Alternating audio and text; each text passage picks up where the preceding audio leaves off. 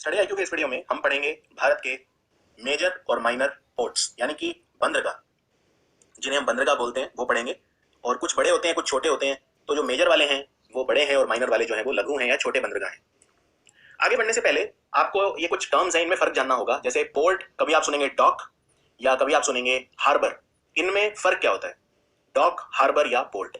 देखो, पोर्ट जो होता है वो बंदरगाह होता है, यानी जहां पे सामान की ढुलाई होती है। जैसे एक जहाज खड़ा है, उस पर आपको सामान चढ़ाना है, सामान उतारना है, ये काम बंदरगाह पे होता है। हार्बर होता है वो एरिया, समुद्र का वो इलाका जो थोड़ा सा शांत होता है, तो वहां पे आप अपना जहाज आराम से टिका सकते हो। यानी एक तरह से जहाज की पार्किंग जहां पे होती है वहां हार्बर होता है, उसे हार्बर बोलते हैं। और जब ढुलाई होनी होती है सामान की, तो जहाज हार्बर से बंदरगाह पे आ जाता है, क्योंकि हमेशा वहां पे, क्योंकि पोर्ट पे ऑब्वियसली जगह कम होगी। इसको इस तरह से समझिए कि इसको इस तरह से समझिए, जैसे आपने वैले सर्विस सुना होगा। मॉल वगैरह में आप जाएंगे तो आपकी गाड़ी ले जाके पार्किंग में डाल देते हैं, और फिर जब आपको गाड़ी चाहिए होती है तो वो ले आते हैं वहां पे और आप उसमें बैठ जाते हो। इसी तरह से हार्बर में एक तरह से पार्किंग हो जाती है, जितने भी जहाज हैं यहाँ पे पार्किंग रहते हैं यहाँ पे हार्बर में। और ये समुद्र का वो इलाका होता है जो शांत होता है, तो वो जहाज वगैरह को यहाँ पे रस्सी से बांध देते हैं। फिर जब जहाज में सामान चढ़ाना होता है, उतारना होता है, तो उसे पोर्ट पे ले आते हैं। और डॉक क्या होता है फिर?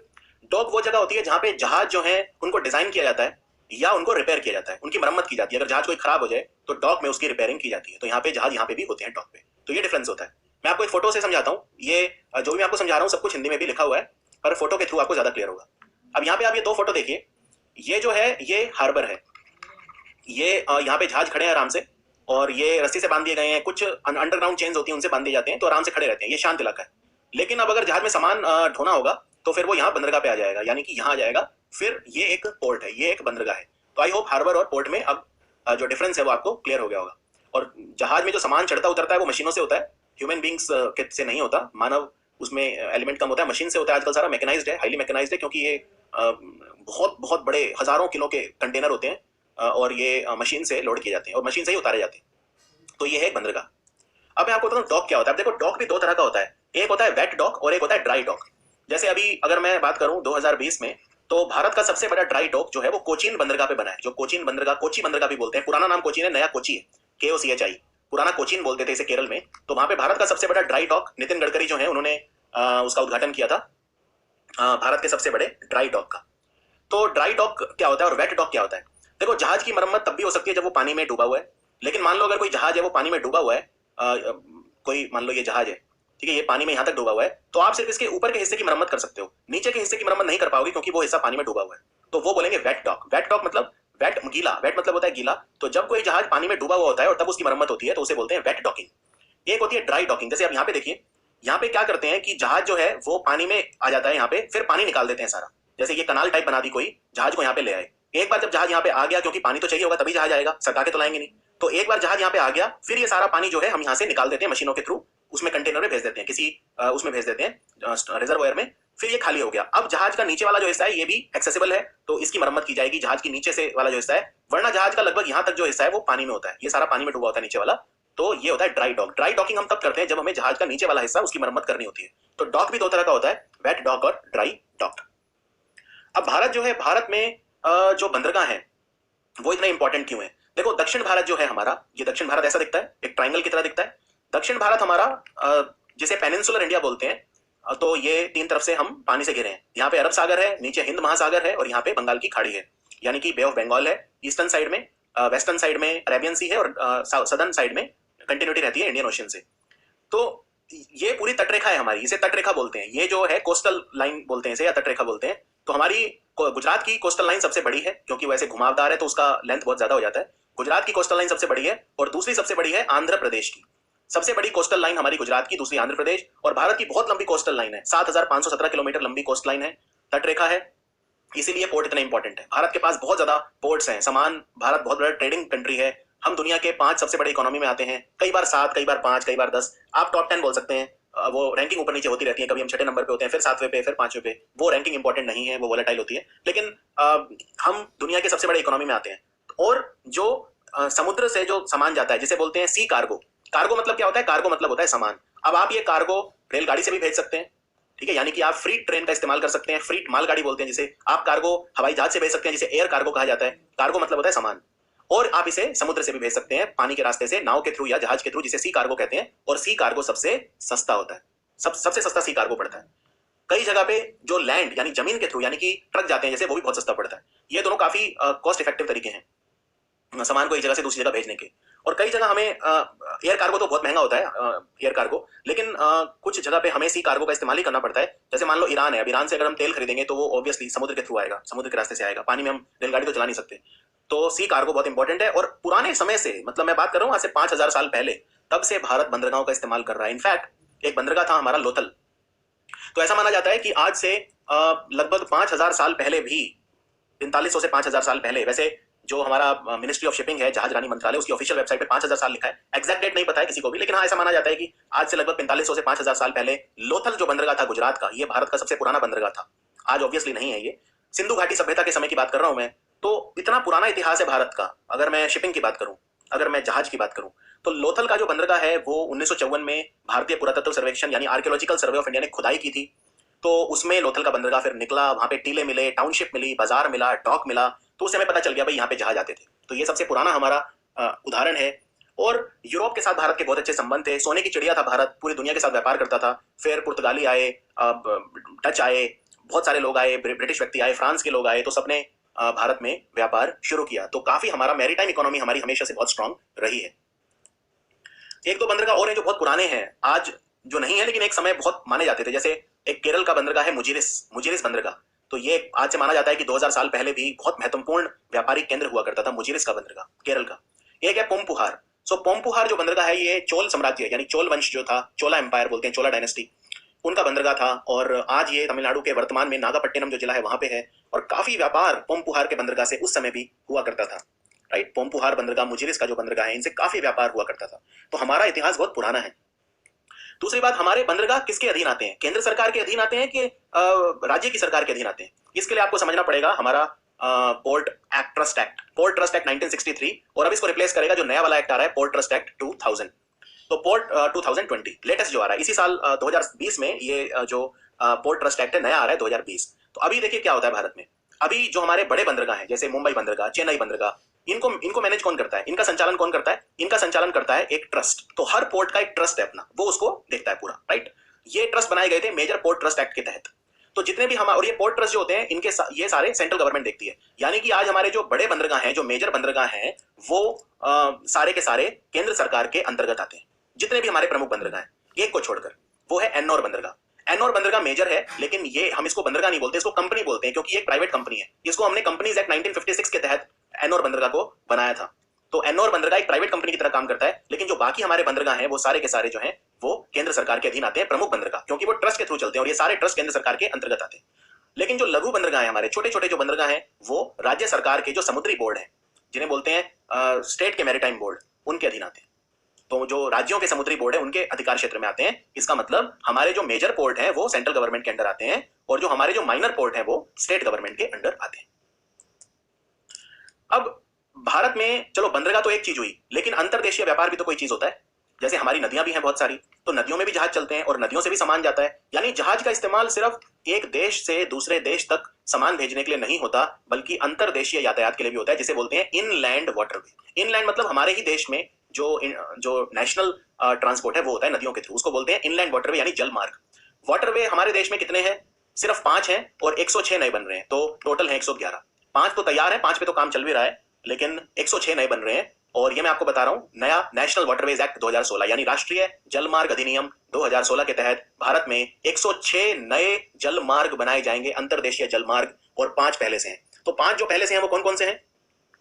सबसे इंपॉर्टेंट है राष्ट्रीय जलमार्ग, एक सबसे बड़ा है, गंगा नदी पे है, और गंगा भागीरथी हुगली रिवर सिस्टम बोलते हैं, हल्दिया से इलाहाबाद। तो इलाहाबाद से हल्दिया तक जाता है पूरा ये, और 1620 किलोमीटर लंबा है। तो इसमें सामान उत्तर प्रदेश से बिहार, झारखंड, बंगाल वगैरह जाता है। ये 4 राज्य हैं। आप जानते हैं यूपी में भी गंगा नदी है, बिहार में भी है, झारखंड को छूती है साहिबगंज में, और बंगाल में भी है। बंगाल में ये जो हुगली नदी है गंगा से ही पानी ले जाती है, तो हुगली नदी डिस्ट्रीब्यूटरी बोलते हैं गंगा की। देखो 2 नदियां होती हैं, एक तो नदी में पानी जोड़ती है जिसको ट्रिब्यूटरी या सहायक नदी बोलते हैं, और एक जो नदी का पानी निकाल ले जाती है। तो हुगली नदी गंगा का पानी निकाल ले जाती है, तो इसे ट्रिब्यूटरी नहीं बोलते, इसे डिस्ट्रीब्यूटरी बोलते हैं। ये फर्क होता है ट्रिब्यूटरी में और डिस्ट्रीब्यूटरी में। तो हुगली नदी में पानी गंगा का ही पानी है, जिसके किनारे कोलकाता शहर है। तो उत्तर प्रदेश, बिहार, झारखंड और पश्चिम बंगाल में अंतर देशीय जलमार्ग जो है वो है राष्ट्रीय जलमार्ग 1 गंगा नदी पे, गंगा भागीरथी हुगली नदी मिलकर बनाती है, इलाहाबाद से हल्दिया तक जाता है। नेशनल वाटरवे 1 राष्ट्रीय जलमार्ग 1, इसकी लंबाई 1620 किलोमीटर है। ये सारे आंकड़े, ये टेबल जो है ये मिनिस्ट्री ऑफ शिपिंग की वेबसाइट से है। जो भी वीडियोस में आप डेटा देखते हैं वो सारा ऑफिशियल सरकारी वेबसाइट से होता है। इंटरनेट पे बहुत ज्यादा भटकाने वाले डेटा भी हैं, बहुत सारे गलत डेटा भी हैं। जो इस वीडियो में डेटा देता हूं उसको बस आप पत्थर की लकीर मान के उसको एग्जाम में आप मार्क कर सकते हैं। दूसरा है राष्ट्रीय जलमार्ग 2 नेशनल वाटरवे 2, ये ब्रह्मपुत्र नदी पे है और ये धुबरी से सादिया तक जाता है जो असम में। सादिया भी असम में है और धुबरी भी असम में है। ये अरुणाचल बॉर्डर तक चला जाता है, तो असम से अरुणाचल बॉर्डर तक, लेकिन वो अरुणाचल बॉर्डर वाला भी असम में ही आता है, तो सादिया से धुबरी। ब्रह्मपुत्र नदी पे इसकी लंबाई है 891 किलोमीटर। फिर है नेशनल वाटरवे 3 यानी कि राष्ट्रीय जलमार्ग 3। अब इसमें दो रास्ते हैं, एक जो जाता है कोट्टापुरम से कोयिकोड और एक है कोट्टापुरम से कोल्लाम, दोनों केरल में है। अलग अलग छोटी छोटी नदियां हैं यहाँ पे, उन पे हम नहीं जाएंगे। बस कोट्टापुरम से कोल्लाम और कोट्टापुरम से कोयिकोड, दो रास्ते हैं 205 और 170 किलोमीटर के, ये है नेशनल वाटरवे 3। अब बात करते हैं राष्ट्रीय जलमार्ग 4। इसमें बहुत सारी नदियां हैं जो भारत का उत्तरी जो तट है, आंध्र प्रदेश हो गया इसमें, तेलंगाना या जो छत्तीसगढ़ है, छत्तीसगढ़ तट पे नहीं आता लेकिन मध्य प्रदेश से लगता है, थोड़ा सा ईस्ट की तरफ ही आता है, लेकिन कर्नाटक वेस्ट की तरफ है, तमिलनाडु ईस्ट, पुडुचेरी तमिलनाडु में ही तो ईस्ट, और महाराष्ट्र वेस्ट। तो ये सारे इस्तेमाल करते हैं नेशनल वाटरवे 4 का। कैसे? अब इसमें कितने सारे रास्ते हैं देखिए, राष्ट्रीय जलमार्ग 4 में कितने सारे रास्ते हैं अलग अलग किलोमीटर के। जैसे भद्राचलम से नासिक गोदावरी नदी के ऊपर, नासिक से गोदावरी नदी निकलती है, त्र्यंबकेश्वर सुना होगा आपने, तो ये 1202 किलोमीटर लंबा रास्ता है। इसमें जहाज चलते हैं, सामान की ढुलाई होती है, एक जगह से दूसरी जगह सामान जाता है। भद्राचलम से नासिक, वजीराबाद से गलागली, फिर ये कृष्णा नदी पे वजीराबाद से विजयवाड़ा, गोदावरी नदी पे भद्राचलम से राजमुंद्री, राजमहेंद्रवरम भी बोलते हैं जिसे, काकीनाडा से लेकर राजमुंद्री तक एक और रास्ता है। तो बहुत सारे रास्तों का मिलन है राष्ट्रीय जलमार्ग 4। कितने सारे रास्ते आप देख सकते हैं, अलग अलग जगह को ज्वाइन करते हैं। ये आपको याद नहीं रखना है कि कौन से रास्ते कहां तक कितना जाते हैं, बस एक बेसिक आइडिया रखिए कि नेशनल वाटरवे 4 है, काफी बड़ा है, काफी बड़े बड़े रास्ते हैं इसमें। और फिर है नेशनल वाटरवे 5। मैंने आपको बताया था ना कि 5 ही रास्ते हैं और 106 बन रहे हैं, तो टोटल 111 हो जाएंगे। तो पांचवा कौन सा है? पांचवा ओडिशा और वेस्ट बंगाल को जोड़ता है। ये मेनली जो ब्राह्मणी नदी है और महानदी, उनकी और उनकी सहायक नदियां जो है उन्हीं में वो करता है। ओडिशा और बंगाल के बीच जो जहाज चलते हैं वो इस जलमार्ग पे चलते हैं, नेशनल वाटरवे 5।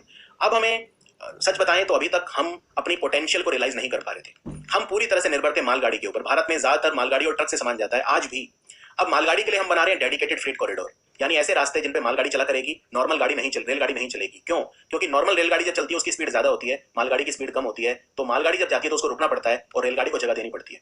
ठीक है, इस वजह से मालगाड़ी जो है वो काफी लंबा समय ले लेती है, उससे कॉस्ट बढ़ जाती है, कॉस्ट इफेक्टिव नहीं होती मालगाड़ी। लेकिन डेडिकेटेड फ्रीट कॉरिडोर मतलब ऐसे रेल के रास्ते जिन पे सिर्फ मालगाड़ी चलेगी, यानी कि फ्रीट ट्रेन चलेंगी।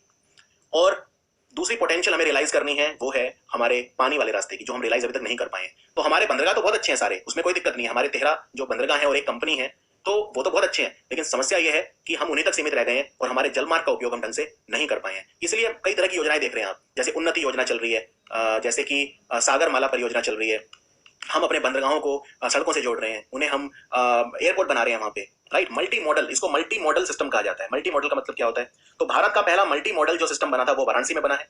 प्रधानमंत्री मोदी ने इसका उद्घाटन किया था 2018 में। और भारत का दूसरा मल्टी मॉडल नेटवर्क बन रहा है साहिबगंज में, जो कि झारखंड में है, साहिबगंज जिला, वहां पे बन रहा है मल्टी मॉडल सिस्टम। तो ये भारत का दूसरा है। तो भारत का याद रखिए, पहला मल्टी मॉडल जो सिस्टम बन रहा है वो वाराणसी में बन रहा है, और दूसरा मल्टी मॉडल सिस्टम जो बन रहा है वो साहिबगंज झारखंड में बन रहा है। क्या होता है multi modal system? Multi modal system मतलब कई तरह की चीजें वहां पे जोड़ दो आप। जैसे फॉर एग्जांपल आप इमेजिन करो कि अगर कहीं पे कोई बंदरगाह है, तो उस बंदरगाह के पास अगर रेलगाड़ी भी आ जाए, रेल की पटरियां वहां तक आ जाए, तो कितना अच्छा हो जाएगा, क्योंकि रेलगाड़ी से सामान आया और सीधा जहाज में चढ़ा बंदरगाह पे और सीधा फिर एक्सपोर्ट।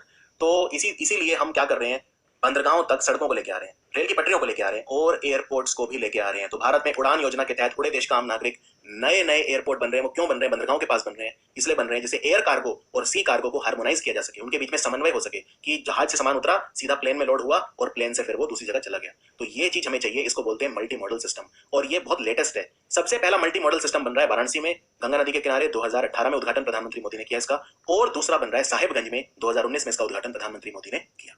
क्योंकि साहिबगंज एकमात्र जगह है, साहिबगंज झारखंड में, जहां पे गंगा नदी बहती है। याद रखिए, झारखंड का कोई भी जिला गंगा नदी से नहीं छूता सिवाय साहिबगंज के। अब भारत में बड़े बंदरगाह और छोटे बंदरगाह में फर्क क्या होता है? फर्क कुछ नहीं होता, फर्क बस इसका होता है कि कौन कितना व्यापार कहां से होता है। अब बड़ा बंदरगाह है तो वहां पे बहुत सारे जहाज होंगे, बहुत सारा सामान लोड होगा, कंटेनर टर्मिनल होंगे, हर तरह के सुविधाएं होंगी, ड्राई डॉकिंग, मैकेनाइज्ड होगा, मशीनों का इस्तेमाल होगा, बहुत सारे लोग काम करेंगे। और छोटा बंदरगाह तो फिर छोटा ही है।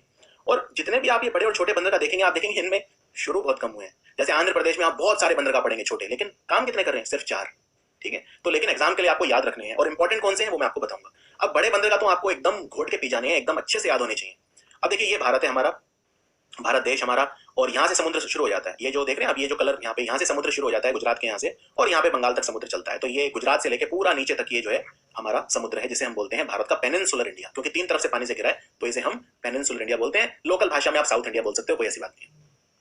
अब इसमें जो ये जो लाल रंग में है, ये हमारे बंदरगाह वो हैं जो आपको एकदम अच्छे से याद होने चाहिए। तो पहले बड़े वाले बंदरगाह हम देख लेते हैं कौन कौन से बड़े बंदरगाह कौन से हैं। तो बड़े बंदरगाहों में कांडला बंदरगाह आता है, जिसको दीनदयाल उपाध्याय बंदरगाह बोलते हैं, दीनदयाल पोर्ट ट्रस्ट। उसके बाद महाराष्ट्र में, गुजरात यहाँ पे खत्म हो जाता है, गुजरात के बाद नीचे आ जाते हैं महाराष्ट्र में। तो महाराष्ट्र में 3 बड़े बंदरगाह हैं, एक तो मुंबई, एक जवाहरलाल नेहरू बंदरगाह जिसे नावा शेवा बोलते हैं, और एक वधावन, अभी अभी बना है, भारत का 13वां major port Vadhavan, very important. नीचे आ जाओ, बीच में गोवा में पणजी बंदरगाह है, ये गोवा छोटा सा गोवा है यहाँ पे। फिर नीचे आ जाओ कर्नाटक में मैंगलोर बंदरगाह, तो गोवा में मार्मुगांव है, जो बंदरगाह है वो मार्मुगांव है, पणजी राजधानी है वो अलग है। फिर कोची, केरल में है कोची बंदरगाह। फिर आप आ जाओ यहाँ पे तमिलनाडु में 3 है, टूटिकोरिन, चेन्नई और एन्नोर। लेकिन याद रखिए एन्नोर वाला एक प्राइवेट कंपनी की तरह काम करता है, तो हम इसे बड़ा बंदरगाह तो है, पर इसे हम बड़े बंदरगाहों में गिनते नहीं है, ठीक है ना। बड़े बंदरगाहों में वैसे नहीं गिनते, डायरेक्टली नहीं गिनते हम इसे। तो इसे कई जगह आप देखेंगे इसे लिखा होता है कि कॉर्पोरेट बंदरगाह है, लेकिन जो एग्जाम है उसमें इसको बड़ा बंदरगाह बोलते हैं। इनफैक्ट भारत सरकार की जो वेबसाइट है वो इसे भारत का 12वां बड़ा बंदरगाह बोलती है, और 13वां अभी बना है, कौन सा, वधावन। तो वधावन बंदरगाह जो है भारत का 13वां है, और 12वां कौन सा था, एन्नोर था। सरकारी वेबसाइट के हिसाब से एन्नोर भारत का 12वां बंदरगाह था। एन्नोर को कामराजार बंदरगाह भी बोलते हैं, कामराजार, वैसे तो प्राइवेट है, लेकिन चेन्नई बंदरगाह ने अभी इसमें काफी बड़ा हिस्सा खरीद लिया है वैसे। फिर हम आ जाते हैं आंध्र प्रदेश में। तो आंध्र प्रदेश में एक ही बड़ा बंदरगाह है, वो है विशाखापट्टनम। यहाँ पे जहाज बनते भी हैं, ठीक है ना। हिंदुस्तान शिपयार्ड, जो मतलब भारत में जहाज बनते हैं, तो विशाखापट्टनम में जहाज बनते भी हैं, तो ये शिपयार्ड भी है एक तरह का, और जहाजों की मरम्मत भी होती है। ओडिशा में एक ही बंदरगाह है बड़ा, वो है पैराद्वीप। और जो बंगाल है उसमें 2 हैं, तो एक तो है हल्दिया और एक है कोलकाता। तो ये 2 बड़े बंदरगाह हैं जो बंगाल में है। तो ये 13 बंदरगाह हैं हमारे, जो आपको याद रखने हैं, बहुत इंपॉर्टेंट है। और ये जो हरे रंग में है ये छोटे हैं, एक एक करके हम देखेंगे राज्यों में, और वहां मैं आपको बता दूंगा इंपॉर्टेंट कौन सा है। यही हिंदी में है यहाँ पे, वहां इंग्लिश में था, यहाँ पे हिंदी में है। ये मैप आपके लिए मील का पत्थर साबित होगा। तो एक एक करके सारे हम बंदरगाह पढ़ेंगे। सबसे पहले पढ़ते हैं कोलकाता बंदरगाह। ये पुरानी फोटो है जो मिनिस्ट्री ऑफ शिपिंग की वेबसाइट से मैंने लिया है। ये तब की फोटो है जब कोलकाता बंदरगाह बना था, और कोलकाता बंदरगाह को अभी 150 साल पूरे हुए हैं। और जितने भी बंदरगाह हैं वो हिंदी और इंग्लिश दोनों में समझाए गए हैं। तो कोलकाता बंदरगाह को 150 साल पूरे हुए हैं, कब, 2020 में, ठीक है ना। 1870 में ये बंदरगाह बना था, तो इसको 150 साल पूरे हो गए हैं। अभी हम 2020 की बात कर रहे हैं, तो 2020 में से अगर आप ये माइनस कर देंगे 2020 में से 1870, तो 150 साल आ जाएगा। प्रधानमंत्री मोदी ने अभी कोलकाता बंदरगाह का नाम पलट के श्यामा प्रसाद मुखर्जी बंदरगाह रख दिया है। श्यामा प्रसाद मुखर्जी जो थे, ये जनसंघ के फाउंडर थे, जो बाद में भारतीय जनता पार्टी बनी थी, तो श्यामा प्रसाद मुखर्जी बंदरगाह बोलते हैं। और कोलकाता बंदरगाह आज के समय जो हमारे बड़े बंदरगाह हैं उनमें सबसे पुराना है, ठीक है। वैसे तो लोथल वो सब छोड़ो, वो तो क्योंकि पुरातत्व की बातें हो गई। आज जो हमारे मेजर पोर्ट हैं, जितने भी हैं, आज भी हमारे जो 13 बड़े बंदरगाह हैं, उनमें सबसे पुराना कौन सा है, कोलकाता बंदरगाह। और ये हुगली नदी पे है, तो ये एक रिवराइन पोर्ट है, वेरी इंपॉर्टेंट। रिवराइन पोर्ट क्या होता है, रिवराइन पोर्ट ये होता है जो नदी में जो बंदरगाह होता है वो रिवराइन बंदरगाह होता है। तो ये रिवराइन बंदरगाह, ये भी और हल्दिया भी, क्यों, देखो ये बंगाल की खाड़ी मान लेते हैं, तो कोलकाता बंदरगाह ना ऐसे नहीं है कि यहाँ पे कोलकाता एकदम कोई तट पे तो है नहीं। तो क्या होता है, ये कोलकाता है, और अब जहाज तो समुद्र में जाएगा, लेकिन समुद्र से नदी यहां तक आती है, हुगली नदी। रिपीट करता हूं, ये बंगाल की खाड़ी है, यानी कि समुद्र है, यहाँ पे जहाज है जिसकी माल ढुलाई वगैरह होगी, लेकिन वो जहाज यहाँ पे नहीं होता, वो पूरा नदी में आता है, पहले समुद्र से, हुगली नदी से, फिर वो कोलकाता में आता है, कोलकाता बंदरगाह पे आता है, और फिर यहाँ पे ढुलाई वगैरह सब होती है, कोलकाता बंदरगाह में डॉकिंग होती है, और फिर वो वापस चला जाता है समुद्र में। यानी ये बंदरगाह सीधा समुद्र में नहीं है, ये बंदरगाह जो है वो हुगली नदी पे है, इसलिए इसे रिवराइन पोर्ट बोलते हैं। तो एग्जाम में क्वेश्चन आता है कि भारत में रिवराइन पोर्ट कौन से हैं, रिवराइन मतलब नदी वाले बंदरगाह कौन से हैं, तो 2 हैं, कोलकाता बंदरगाह और हल्दिया बंदरगाह, हल्दिया 2। अब एक वर्ड और होता है जिसे हम बोलते हैं हिंटरलैंड। हिंटरलैंड क्या होता है, देखो कि बंदरगाह के परिप्रेक्ष्य में, बंदरगाह के विद रिस्पेक्ट, हिंटरलैंड वो इलाका होता है जहां से सामान बंदरगाह पे आता है। अब कोलकाता बंदरगाह पे सामान कहां से आएगा, आसपास के जो है ईस्टर्न इंडिया, यानी यूपी, बिहार, झारखंड, वेस्ट बंगाल, सिक्किम या उत्तर पूर्वी राज्य, तो ये जो राज्य हैं इनसे सामान आता है कोलकाता बंदरगाह पे, इसको बोलते हैं हिंटरलैंड, यानी भीतरी इलाका। तो इस बंदरगाह का, कोलकाता बंदरगाह का भीतरी इलाका ये सब है। कोलकाता बंदरगाह डायमंड हार्बर से भी कनेक्टेड है, ठीक है, डायमंड हार्बर जो जगह है वहां से भी कनेक्टेड है। हार्बर नाम से पता चल रहा है, जहाज खड़े होंगे, डायमंड हार्बर बोलते हैं उसे, वहां से भी कनेक्टेड है। तो जहाँ पे जहाज पार हो जाएंगे और जब सामान ढुलाई होगी तो पोर्ट पे आ जाएंगे। उसके बाद कोलकाता का जो बंदरगाह इसलिए भी इंपॉर्टेंट है कि हमारी जो एक्ट ईस्ट पॉलिसी है, जो हमारी पूर्व के जो कंट्री, आसियान कंट्री हैं, उनके साथ जो व्यापार होता है, या लैंड लॉक्ड कंट्री जिनके पास कोई बंदरगाह है ही नहीं, क्योंकि समुद्री तट है ही नहीं, जैसे नेपाल, भूटान वगैरह, उनको भी जरूरत पड़ती है कोलकाता के बंदरगाह की, तो वो भी सामान अपना मंगा लेते हैं कोलकाता बंदरगाह में, विदेशों से व्यापार जब करते हैं, और वहां से फिर जमीनी रास्तों के थ्रू नेपाल और भूटान तक वो पहुंचता है। और कोलकाता सबसे पुराना बंदरगाह, जैसा मैंने कहा, मिनिस्ट्री ऑफ शिपिंग की वेबसाइट पे भी क्लियर लिखा है एकदम, Kolkata is the earliest major port. और वैसे तो आपको बता दूं कोलकाता बंदरगाह और भी पुराना है, क्योंकि ब्रिटिशर्स को ये परमिशन किसने दी थी कि वो भारत में बंदरगाहों का इस्तेमाल कर सकते हैं? सबसे पहले ट्रेडिंग राइट किसने दिए थे? औरंगजेब ने। याद रखिए, मुगल महाराजा औरंगजेब ने अंग्रेजों को ये परमिशन दी कि वो कोलकाता बंदरगाह का इस्तेमाल कर सकते हैं। तो बहुत पुराना इतिहास है इसका। और कोलकाता बंदरगाह को गेटवे टू ईस्टर्न इंडिया भी बोलते हैं। गेटवे टू ईस्टर्न इंडिया मतलब अगर आपको पूर्वी भारत का द्वार हो गया एक तरह से, तो इसे पूर्वी भारत का प्रवेश द्वार भी कहा जाता है। अब एक एक चीज समझिए, एक प्रॉब्लम आती है कई बार, और ये उन बंदरगाहों में आती है जो जो उतने गहरे भी नहीं होते। फॉर एग्जांपल, जैसे अब कोलकाता जो बंदरगाह है यहाँ पे हुगली नदी पे निर्भर करता है, क्योंकि ये बंगाल की खाड़ी है, ये कोलकाता है, और यहाँ तक समुद्र से जोड़ेगी इसे हुगली नदी। तो हुगली नदी में अगर मान लो मिट्टी बहुत ज्यादा आ गई, क्योंकि जब आप जानते हैं हुगली नदी में पानी गंगा से ही आता है, और गंगा इतनी दूर से आ रही है, आप सोचिए गंगा उत्तराखंड से उत्तरकाशी से आ रही है, तो वहां से गंगा आ रही है तो इतने साथ मिट्टी ला रही है, और फिर वो गंगा का पानी हुगली में जा रहा है, फरक्का से कट जाता है ना पानी, फरक्का बैरेज लगाया हुआ है, फरक्का से पानी हुगली में आ जाता है, फिर और बाकी बची हुई गंगा सीधे निकल जाती है, बांग्लादेश घुस जाती है पद्मा के रूप में। तो जब पानी आ गया हुगली में तो कितनी मिट्टी मिट्टी होती है, उसको सिल्ट बोलते हैं। तो कई बार क्या होता है, मिट्टी मिट्टी बहुत जमा हो जाती है इस रास्ते में। ये जो रास्ता है जो कोलकाता बंदरगाह को समुद्र से जोड़ता है, इसमें मिट्टी जमा हो जाती है, तो जहाज कैसे चलेगा, मिट्टी वाले पानी से कैसे चलेगा? तो सिल्ट वाला एक मुद्दा कई बार होता है हुगली नदी में। तो उसमें हम क्या करते हैं, कई बार फिर पीछे से पानी छोड़ते हैं, फरक्का बैरेज वगैरह से पानी छोड़ते हैं, फिर इसमें और पानी आता है, फिर वो मतलब वो सब करते हैं। तो ये भी आपको याद रखना है।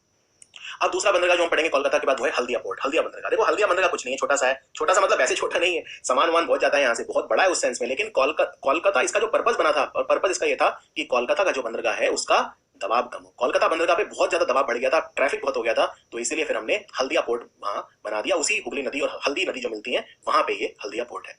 तो हल्दिया पोर्ट 105 किलोमीटर दूर है नीचे की तरफ कोलकाता से, बंगाल की खाड़ी की तरफ। और ये कोलकाता पोर्ट पे कंजेशन ना हो, ट्रैफिक ना हो, इसलिए बनाया गया था हल्दिया बंदरगाह। हल्दिया बंदरगाह जो है वो भारत का जो तटरक्षक है, कोस्ट गार्ड, उसका एक आधार भी है, बेस भी है।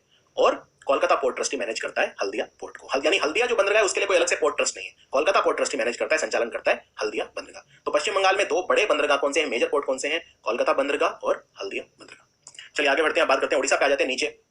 उड़ीसा में नीचे आ जाते हैं। एक बार मैप आपको दिखा देता हूं दोबारा। अब देखो, हमने हल्दिया पढ़ लिया है और हमने कोलकाता पढ़ लिया है, ठीक है। अब हम यहाँ आ रहे हैं पैराद्वीप, यानी कि कोलकाता और विशाखापट्टनम, यानी बंगाल और आंध्रा के बीच में है पैराद्वीप। तो पैराद्वीप उड़ीसा में है, और महानदी डेल्टा एरिया में। महानदी डेल्टा मतलब महानदी जहां पे बंगाल की खाड़ी से मिलती है, वहां पे है पैराद्वीप बंदरगाह। ये कटक जो शहर है उसे 100 किलोमीटर दूर पड़ता है। ये काफी गहरा पानी है यहाँ पे। तो गहरे पानी का फायदा क्या होता है? गहरे पानी का फायदा ये होता है कि जो भारी जहाज होते हैं वो वहां पे तैर सकते हैं, क्योंकि पानी अगर गहरा नहीं होगा तो जहाज फिर वो नीचे टकरा जाएगा उस पे, मिट्टी पे। तो यहाँ पे पानी की जो गहराई है 12 मीटर है, तो इसलिए जो बड़े जहाज है, लार्ज वेसल, वेसल मतलब जहाज, जो बड़े जहाज होते हैं उन पे माल ढुलाई वगैरह यहाँ पे होती है, और वो वहाँ पे जाते हैं वहां से। तो यहाँ पे जो आयरन ओर है, लोह या कोयला या क्रूड ऑयल वगैरह, उनका एक्सपोर्ट होता है, इंपोर्ट होता है यहाँ पे। और भारत की सरकार जो है, उन पैराद्वीप बंदरगाह, ये 8वां बड़ा बंदरगाह था भारत का। 1966 में ये डिक्लेयर हुआ था एक मेजर पोर्ट, और ये इंडिपेंडेंस के बाद ईस्टर्न कोस्ट पे, यानी पूर्वी तट पे पहला मेजर पोर्ट है। पहला मेजर पोर्ट है जो इंडिपेंडेंस के बाद ईस्टर्न कोस्ट पे बना था। उसके बाद आयरन, एल्यूमिनियम वगैरह जापान भी जाते हैं यहाँ से, या साउथ ईस्ट एशियन कंट्री में जाते हैं। भारत जापान को काफी सारा आयरन ओर देता है, ये भी आपको याद रखना है, और जगह जगह से देता है, अलग अलग जगह से जापान जाता है आयरन ओर। फिर इसका जो हिंटरलैंड एरिया है, उड़ीसा, छत्तीसगढ़ और झारखंड, यहां से सामान आता है पैराद्वीप पोर्ट पर। उसके बाद हम बात करते हैं विशाखापट्टनम बंदरगाह। देखो विशाखापट्टनम अब अगला हो गया, पैराद्वीप के नीचे विशाखापट्टनम हो गया आंध्र प्रदेश में। ये भारत का सबसे गहरा बंदरगाह है। तो सबसे गहरा का मतलब क्या है? यहाँ पे भारी जहाज जो होते हैं, भारी जहाज आसानी से चल सकते हैं, और ये पूर्वी तट पे है, आंध्र प्रदेश में है, क्योंकि यहाँ पे जहाज निर्माण और जहाज मरम्मत कार्य भी होते हैं।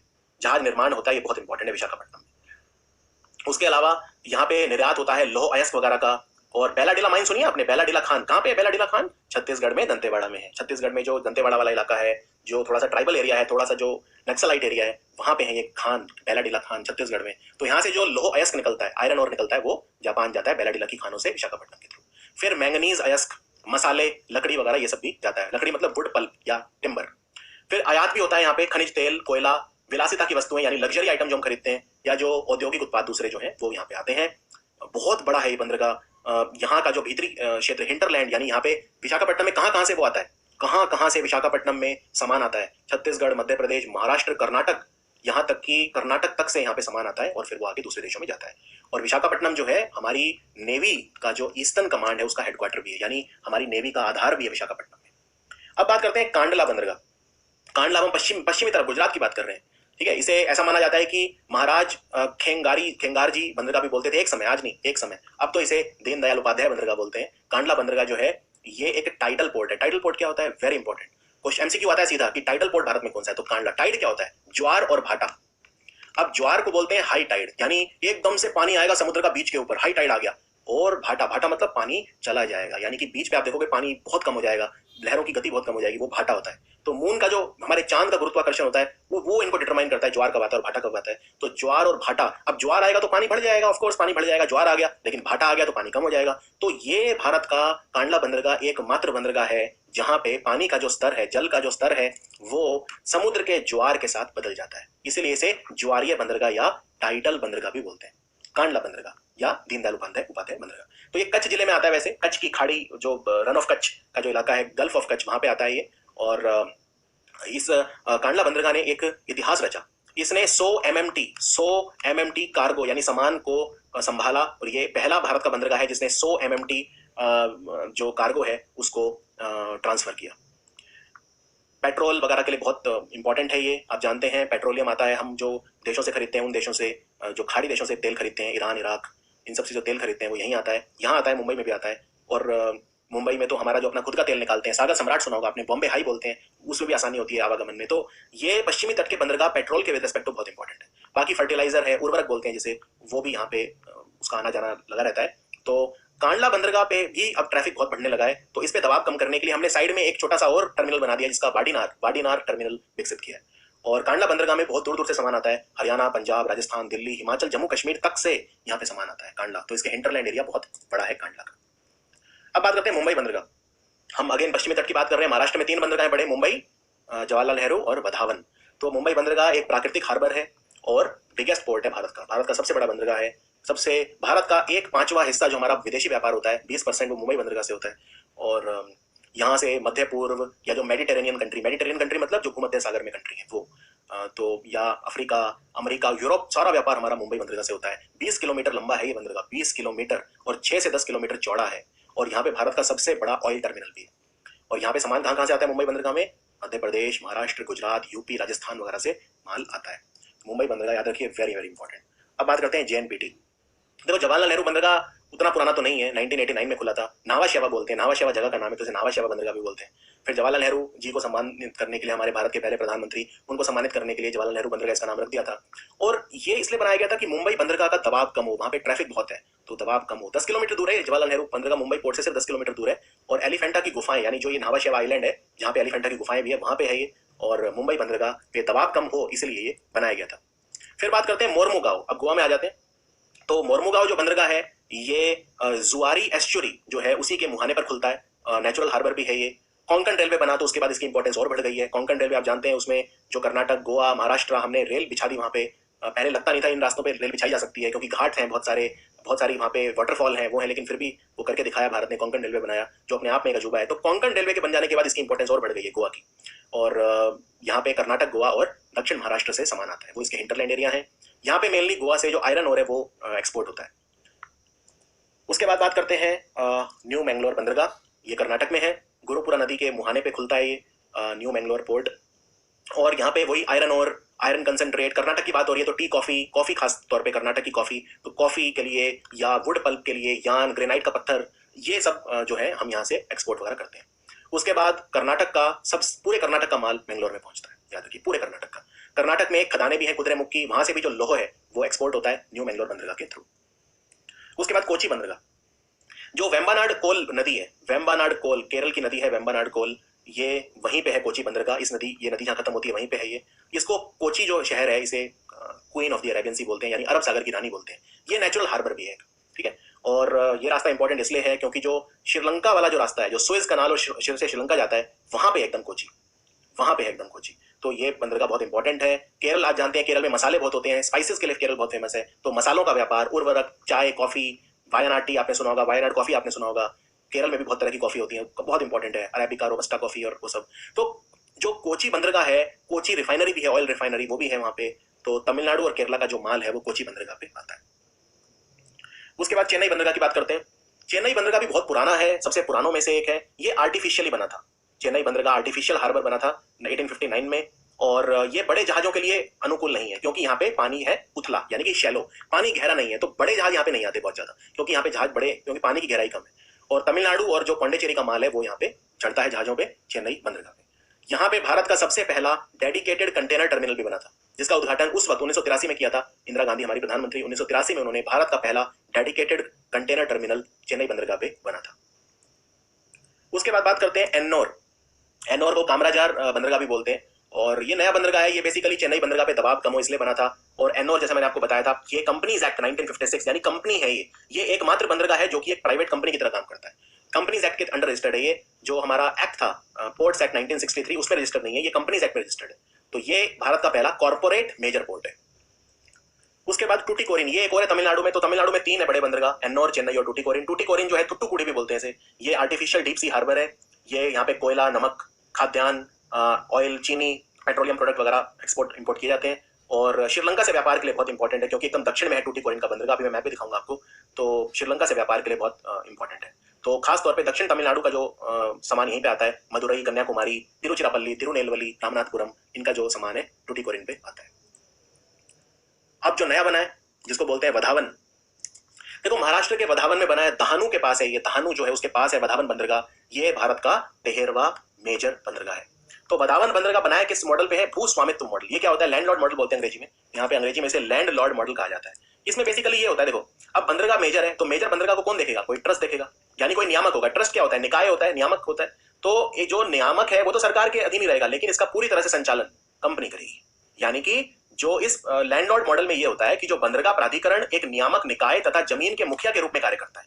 बंदरगाह प्राधिकरण मतलब क्या होता है? Port trust. वो एक नियामक या निकाय के रूप में काम करेगा, लेकिन जो निजी कंपनियां हैं वो इसका संचालन करेंगी। अब पैसा कौन कमाएगा? पैसा निजी कंपनियां कमाएगी। तो निजी कंपनी अपने प्रॉफिट का एक हिस्सा सरकार को दे देगी। ठीक है, तो इसको बोलते हैं एक land Lord model. Land Lord मतलब जमींदार। तो उसमें क्या है भाई, जमीन तो मेरी है, आप यहाँ पे खेती कर लो, आप कमाओ, जो खेती हो उसका एक हिस्सा मुझे दे दो। तो सरकार यहाँ पे क्या करेगी? सरकार इसको पूरा निजी कंपनियों को दे देगी, वधावन बंदरगाह को। इसको बोलते हैं लैंड लॉर्ड मॉडल या भू स्वामित्व मॉडल। वधावन बंदरगाह 13वां है। और इसमें बता दूं आपको एक चीज और, इस बंदरगाह में जवाहरलाल नेहरू बंदरगाह की हिस्सेदारी 50% से ज्यादा है अभी तक जो है। अब ये तो थे बड़े बंदरगाह। तो बड़े बंदरगाह हमने सारे पढ़ लिए हैं, एक एक पढ़ लिए हमने, उसमें कोई भी अब आपको डाउट नहीं होना चाहिए। अब हम छोटे बंदरगाह देखते हैं। देखो छोटे बंदरगाह मैं जैसे आंध्र प्रदेश से शुरू करूंगा। आंध्र प्रदेश में जो बंदरगाह हैं जैसे मछलीपट्टनम। अब इनमें देखो कुछ ऐसे हैं जो मछली वगैरह पकड़ी जाती हैं, फिर वहां से मछुआरे वगैरह मछली पकड़ते हैं। कुछ हार्बर है, कुछ वो है। उतना हम टेक्निकलिटीज में नहीं जाएंगे, उतना आपके लिए एग्जाम के लिए भी जरूरी है, बस आपको नाम याद रखने हैं। जैसे ऊपर से शुरू करते हैं तो भवानापड़ू, मेघावरम, विशाखापट्टनम बड़ा है तो इसको लाल रंग में कर दिया मैंने, नक्कापल्ली, काकीनाडा। काकीनाडा काफी इंपॉर्टेंट है, काकीनाडा बहुत इंपॉर्टेंट है, याद रखिए। नक्कापल्ली भी आता है, गंगावरम बहुत आता है, मछलीपट्टनम काफी आता है, नरसापुरम, निजामपट्टनम, वोडरेवू, रामायापट्टनम। बात चल रही है रामायापट्टनम को भी एक मेजर पोर्ट बनाएंगे। अभी तक तो कोई ऐसी हुआ नहीं है, लेकिन बात चल रही है। फिर डुग्गा राजूपट्टनम। ये डुग्गा राजूपट्टनम पहले बात हुई थी कि मेजर पोर्ट बनेगा, लेकिन बाद में सरकार ने मना कर दिया था। और कृष्णपट्टनम, कृष्णपट्टनम इंपॉर्टेंट है। अदानी ग्रुप ने काफी बड़ा हिस्सा कृष्णपट्टनम में खरीदा है अभी। तो कृष्णपट्टनम काफी पूछा जा सकता है। कृष्णपट्टनम, काकीनाडा, मछलीपट्टनम, गंगावरम, डुग्गा राजूपट्टनम, रामायापट्टनम। पट्टनम वाले सारे आंध्रा में है। ये आपकी शॉर्ट वो हो गया, पट्टनम और ये सब जो है ये आंध्रा में। ये हिंदी में भी लिख दिए गए हैं यहाँ पे, आप जिससे याद कर सकें। अब गुजरात में आ जाते हैं। देखो गुजरात में बड़ा तो एक ही है, कांडला। कांडला, बाकी मुंद्रा भी बहुत, मुंद्रा से भी बहुत ट्रैफिक आता है मुंद्रा में भी। तो कांडला जो है ये दीनदयाल उपाध्याय बंदरगाह यहाँ पे है। लोकेशन के हिसाब से मैंने मार्क करा है, तो आप उसमें एक आइडिया लगा सकते हैं कि उसका लोकेशन कहाँ पे होगा। और बाकी फिर छोटे हैं। छोटों में जो पूछे जाते हैं उनमें पीपावाव काफी पूछा जाता है। पीपावाव, ये पीपावाव है यहाँ पे। फिर जाफराबाद काफी पूछा जाता है, जाफराबाद है। भावनगर, मिथीवर्डी, मिथीवर्डी में न्यूक्लियर पावर प्लांट भी बनने की बात हो रही है। दाहेज बहुत पूछा जाता है, दाहेज। हजीरा, हजीरा सूरत के पास है। ये हजीरा में बंदूक की फैक्ट्री भी लगी, आपको याद होगा, जो बंदूक बनेगी वो हजीरा में बनेगी। फिर सतापड़ा, ओखा, जामनगर, नवलखी। नवलखी भी इंपॉर्टेंट है। जामनगर तो कॉमन है खैर शहर, वो तो। मुंद्रा, कांडला काफी इंपॉर्टेंट है। जखाओ, जखाओ जो है हम बात कर रहे हैं उत्तर पश्चिम गुजरात की। तो ये सारे बंदरगाह जो हैं ये गुजरात के हैं। अब हम गोवा पे देखते हैं। तो गोवा में जो है बड़ा बंदरगाह तो एक ही है, मोर्मुगांव। और बाकी तिराकोल, चपोरा, बैतुल और तल्पोना, ये 4 छोटे बंदरगाह हैं। बैतुल, तल्पोना, तिराकोल और चपोरा। राजधानी पणजी है। पणजी कह लो या पंजिम कह लो, एक ही बात है। पहले पंजिम बोलते थे, अब पणजी यूज करते हैं राजधानी। उसके बाद इसमें वैसे मोर्मुगांव थोड़ा नीचे होना चाहिए, और यहाँ कहीं पे दक्षिण गोवा में, पर थोड़ा सा जहाज ये नीचे बना लेना। अगर मैप पे तैयारी कर रहे हो, दक्षिण गोवा में पड़ता है मोर्मुगांव, इतनी ऊपर नहीं है, यहाँ होना चाहिए कहीं नीचे। उसके बाद बंगाल। बंगाल में बड़े तो हमने देख लिए थे, छोटा देख लेते हैं, बस एक ही पुलपी। पुलपी बंदरगाह छोटा बंदरगाह। बड़े हल्दिया और कोलकाता दोनों हमने देख लिए थे बंगाल में। उसके बाद कर्नाटक में आते हैं। कर्नाटक में बड़ा एक ही है, मैंगलोर। बाकी छोटे बहुत सारे हैं, होनवार, बेलेकी, करवार। करवार बहुत अच्छा बंदरगाह है, कारवार पे काफी बिजनेस होता है। भटकल, तदरी, कुंदापुरा, पुडुबिद्री, मालपे, हंगलकट्टा और मैंगलोर बड़ा हो गया। तो ये सबके नाम आपको याद रखने हैं, हिंदी इंग्लिश दोनों में अवेलेबल है। उड़ीसा में देखते हैं। उड़ीसा में बड़ा तो हमने देख लिया था, बड़ा जो है पैराद्वीप था, और छोटे दो हैं, एक तो है बालासोर में बहराबलपुर और दूसरा है गोपालपुर, बहाबलपुर और गोपालपुर। केरल में बड़ा तो एक ही है, कोची। केरल पे आते हैं तो केरल में एक ही मेजर है, वो है कोची, बाकी ये सारे माइनर हैं। माइनर वाले केरल के उतने इंपॉर्टेंट नहीं है एग्जाम पॉइंट ऑफ व्यू से, लेकिन नाम आप देख सकते हैं, कन्नूर, तलासरी, कोईकोड, वड़क्करा, पोन्नानी, कोडंगल्लूर, अलापुया, निंडंकरा, कोलाम, तिरुवनंतपुरम, कोवालाम, अजिक्कल, कासरगोड। वैसे कासरगोड यहाँ ऊपर आता है, यहाँ है कासरगोड, वो स्पेस नहीं था तो नीचे लिख दिया साइड में, कासरगोड। तो ये सारे हैं केरल के पोर्ट्स, इनका भी आप अभ्यास करिए। उसके बाद तमिलनाडु। तमिलनाडु में 3 बड़े हैं, वो तो पता ही है, चेन्नई, एन्नोर और टुटिकोरिन या तुट्टुकुड़ी। बाकी छोटे छोटे हैं कई सारे, जैसे कडल और बहुत इंपॉर्टेंट है वैसे, cuddle is very important for your exam. Rameswaram भी बहुत पूछते हैं। पंबन ब्रिज भी है, आपने सुना होगा पंबन ब्रिज। उसके बाद कुंडनकुलम, जहाँ पे न्यूक्लियर पावर प्लांट भी है, मनप्पड़, कन्याकुमारी पोर्ट, कोलाचल भी आता है। Nagapattinam is very important, Nagapattinam, और तिरुचोपुरम, तिरुक्का अडियूर, ये है तमिलनाडु के। ये था हमारा complete coverage ports of India. बहुत अच्छे से, बहुत कॉम्प्रिहेंसिवली कवर किया है हमने। इसके बाद मेरे को लगता नहीं कोई डाउट आपको होगा। कुछ भी कंफ्यूजन हो कहीं भी, कुछ भी, आप मुझे इंस्टाग्राम पे मैसेज भेजिए। सोशल मीडिया होता ही इसलिए है कि हम उसका ज्ञानवर्धक तरीके से इस्तेमाल कर सकें। तो हर वीडियो के बाद बहुत सारे कमेंट्स आपके आते हैं, फीडबैक आता है, सुधार की गुंजाइश कहीं होती है वो भी आता है। अपनी तरफ से तो मैं पूरा अपना 100% दे ही रहा हूँ, जो भी बेस्ट से बेस्ट चीज़ हो सकती है वो मैं करवा रहा हूँ, लेकिन फिर भी मुझे फीडबैक आप देना ना भूलें। तो मिलते हैं फिर अगले वीडियो में। स्टैटिक जी के कंटिन्यू रहेगा। Thank you so much.